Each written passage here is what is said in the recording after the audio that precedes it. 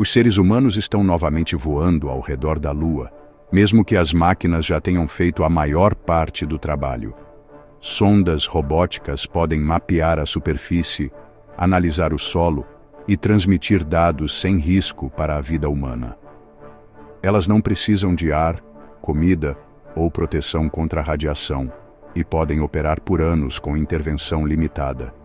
Elas podem sobreviver a condições que rapidamente danificariam tripulações humanas e não exigem capacidade de retorno. Então a pergunta é direta e inevitável. Se as máquinas são mais eficientes, menos frágeis e significativamente mais baratas, por que enviar pessoas? A resposta começa com o que realmente está acontecendo em missões atuais, como o programa Artemis da NASA. Esses voos não são meras repetições do Apollo e não estão focados apenas em alcançar a Lua. São testes de sistema, onde propulsão, navegação, comunicação e suporte de vida devem operar juntos em condições reais de missão. Cada sistema deve permanecer estável, não apenas por si só, mas também interagindo com todos os outros sistemas durante o lançamento, trânsito, órbita e retorno. Isso transforma a missão em um teste de integração completo, em vez de um voo com objetivo único. Uma missão robótica pode testar componentes individuais, mas não consegue testar o ambiente humano completo. Uma vez que um ser humano está a bordo, a pressão deve ser mantida dentro de limites rigorosos. O oxigênio deve ser continuamente equilibrado. A temperatura deve permanecer estável em todos os compartimentos. E o lixo deve ser processado sem interrupções. Pequenas flutuações que não importariam para uma máquina podem rapidamente se tornar críticas para uma tripulação. Isso muda o requisito de engenharia de funcionalidade de curto prazo para estabilidade contínua durante toda a duração da missão. Por favor, assine o canal. Uma missão humana introduz restrições que as máquinas não têm.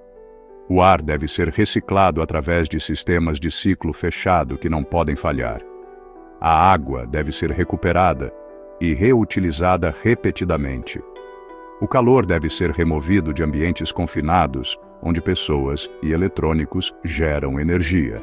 A exposição à radiação deve ser monitorada e limitada ao longo do tempo, especialmente durante eventos solares. Cada um desses sistemas adiciona complexidade e, mais importante, eles devem operar juntos sem falhas. A Lua se torna o campo de testes por causa de sua posição no espaço. Ela está longe o suficiente da Terra para introduzir atrasos na comunicação, dinâmicas orbitais e exposição à radiação do espaço profundo. Ao mesmo tempo, ainda está perto o suficiente para que uma missão possa retornar em dias, caso ocorra uma falha grave. Esse equilíbrio a torna o único lugar onde as condições completas da missão podem ser testadas sem o compromisso de uma jornada muito mais longa e menos tolerante. As máquinas conseguem explorar com eficiência, mas são limitadas pelo atraso e pela programação. Por exemplo, um rover em Marte pode levar vários minutos para receber instruções da Terra, o que significa que cada ação precisa ser planejada com antecedência. Se o terreno mudar, se uma ferramenta falhar ou se uma característica inesperada surgir, o sistema não consegue responder imediatamente.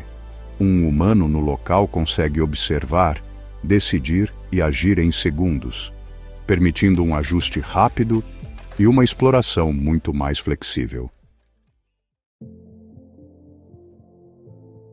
Isso cria uma divisão de tarefas, e não uma competição.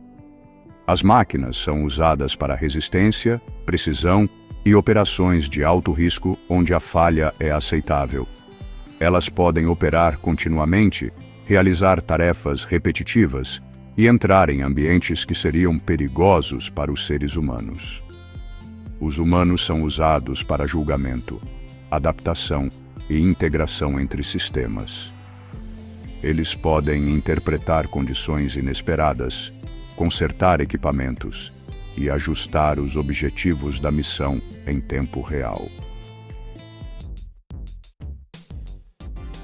Mas essa abordagem combinada introduz um fator de custo significativo. Missões tripuladas exigem uma massa considerável dedicada a sistemas de sobrevivência. Cada quilo lançado deve sustentar a vida, incluindo comida, água, oxigênio, blindagem e a capacidade de voltar para casa. Tudo isso aumenta tanto o custo de lançamento quanto a complexidade geral do sistema. Uma missão robótica pode ser otimizada para apenas um propósito, o que ajuda a reduzir o tamanho e o custo, aumentando a eficiência para aquela tarefa específica.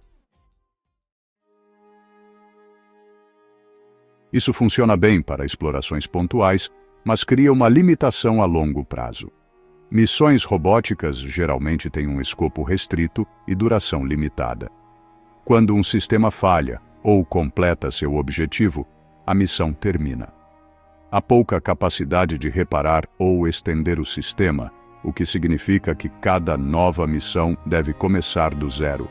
Isso retarda o progresso geral e aumenta o custo cumulativo ao longo do tempo. A presença humana muda toda essa estrutura, permitindo que os sistemas persistam. Equipamentos podem ser reparados em vez de abandonados.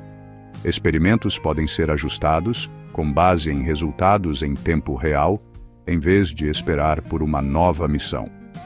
A infraestrutura pode ser reutilizada e expandida, em vez de ter que ser substituída. Com o tempo, a exploração muda de tentativas isoladas para operações contínuas que se baseiam em todo o trabalho anterior. Os próximos 5 anos começarão a mostrar essa transição mais claramente. A NASA, juntamente com parceiros como a ESA e a JAXA, está desenvolvendo sistemas como a espaçonave Orion e a estação Gateway em órbita lunar. Estes não são projetados para uso único, não. Eles são feitos para apoiar missões repetidas, estadias mais longas e operações mais complexas ao longo do tempo. Em essência, eles estão preparando o terreno para uma presença duradoura ao redor da Lua.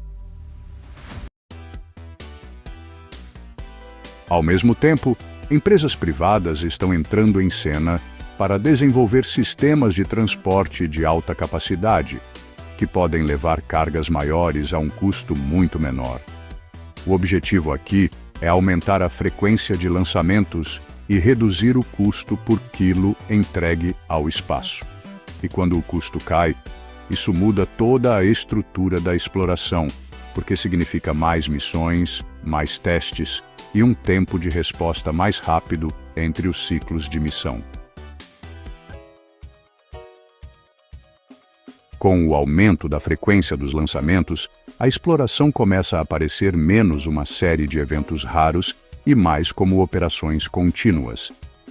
Em vez de uma missão trabalhando sozinha, você tem várias missões acontecendo ao mesmo tempo, todas apoiadas por uma infraestrutura compartilhada, redes de comunicação, sistemas de energia e veículos de transporte começam a se interligar, formando um sistema operacional conectado, em vez de apenas um monte de projetos separados. Essa expansão traz novos tipos de risco. Quando os sistemas se interligam, uma falha em uma área pode afetar várias missões. Uma interrupção na energia, comunicação ou transporte pode causar um efeito cascata em todas as operações.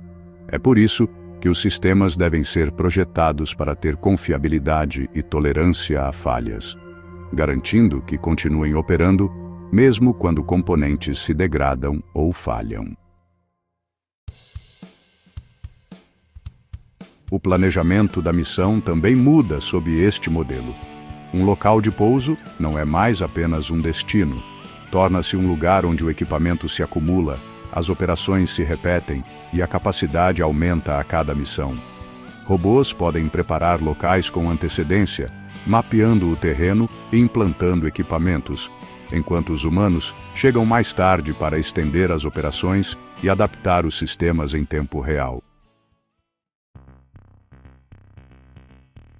Essa abordagem em camadas permite que a exploração se expanda. Sistemas testados ao redor da Lua podem ser adaptados para missões a Marte e além, onde a distância aumenta a importância da confiabilidade e autossuficiência. A mesma estrutura se aplica, mas com uma ênfase ainda maior em sistemas que podem operar independentemente por longos períodos sem suporte direto da Terra. O que muda em termos práticos é a própria estrutura da exploração. Em vez de enviar uma máquina para completar uma tarefa e encerrar a missão, os sistemas agora são projetados para permanecerem ativos, apoiarem futuras missões e melhorarem com o tempo.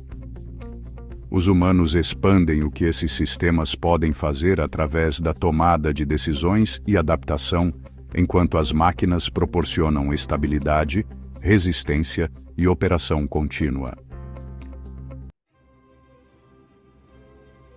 O resultado é uma mudança da exploração como uma série de missões isoladas para a exploração como uma presença contínua.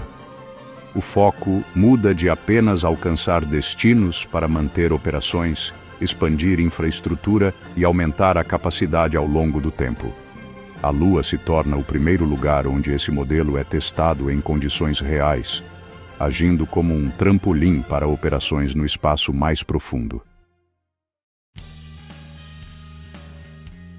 O que nos limitava antes era o modelo de missão única, onde cada tentativa terminava e o progresso era reiniciado.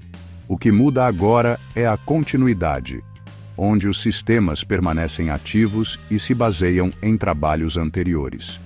Isso permite um aprendizado mais rápido, menor custo a longo prazo e uma expansão constante da capacidade para além da órbita da Terra, definindo como o sistema solar será explorado em um futuro próximo. Por favor, curta e se inscreva. Obrigado por assistir.